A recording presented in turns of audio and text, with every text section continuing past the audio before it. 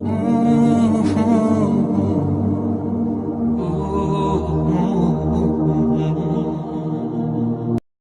نہیں جانتے کہ اللہ نے تمہارے لیے کیا سوچ رکھا ہے۔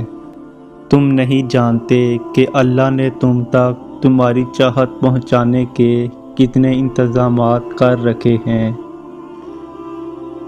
تم نہیں جانتے کہ اس دیری کے بعد تمہاری ہر اس دعا کی قبولیت ہے جو تم مانگا کرتے تھے۔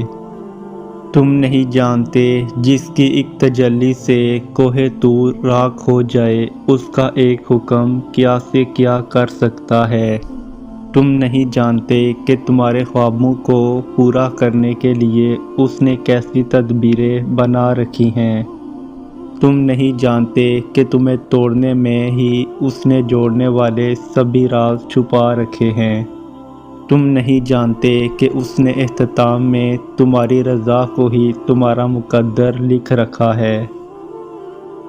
اگر سب کچھ فوراً ملنے لگے اور ہو بہو ویسا ہی ملنے لگے جیسا تم چاہتے ہو، تو تمہیں کیسے پتہ چلے گا کہ جو چیز اللہ سے مانگ کر اور اللہ کو منا کر ملے، اس چیز کا مزہ بن مانگے مل جانے جیسا نہیں ہوتا۔